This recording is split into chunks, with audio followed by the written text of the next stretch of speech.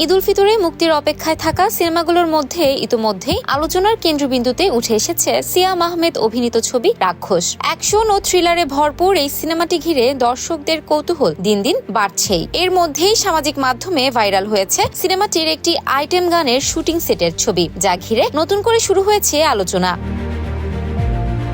Viral হওয়া সেই ছবিকে ঘিরে গুঞ্জন উঠে গানটিতে সিয়াম আহমেদের সঙ্গে পারফর্ম করেছেন বলিউড ও হলিউডে কাজ করা অভিনেত্রী নাতালিয়া জানোসচেক।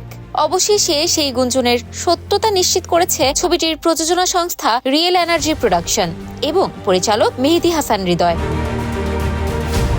প্রযোজনা সংস্থার কর্ণধার আজিম হারুন জানান, ভাইরাল হওয়া ছবিটি রাক্ষস সিনেমার আইটেম গানের শুটিং এর দৃশ্য, আর সেই গানেই সিয়াম আহমেদের সঙ্গে নেচেছেন নাতালিয়া জানোসচেক।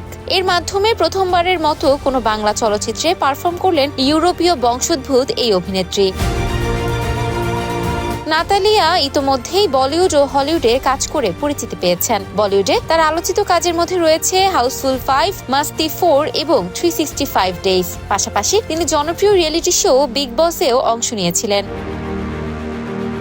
পরিচালক মেহেদী হাসান হৃদয় জানান, আইটেম গানটির শুটিং হয়েছে মুম্বাইয়ে। তার ভাষায় গানটি দারুণভাবে নির্মিত হয়েছে এবং নাতালিয়ার পারফরমেন্সও ছিল চমৎকার। তিনি মনে করেন গানটি দর্শক শ্রোতাদের জন্য ভিন্নধর্মী উত্তেজনা তৈরি করবে। এই আইটেম গানটির সঙ্গীত পরিচালনা করেছেন GM আশরাফ। গানে কণ্ঠ দিয়েছেন তিনি নিজেই, সঙ্গে আছেন কণ্ঠশিল্পী দোলা, আর গানটির কোরিওগ্রাফি করেছেন বলিউডের জনপ্রিয় কোরিওগ্রাফার আদিল শেখ। পরিচালক আরও জানিয়েছেন, সিয়াম আহমেদের রাক্ষস সিনেমায় অ্যাকশন ও ভায়োলেন্সের মাত্রা থাকবে বেশ তীব্র, এমনকি তার আগের আলোচিত সিনেমা বরবাদের তুলনায় প্রায় 3 গুণ বেশি।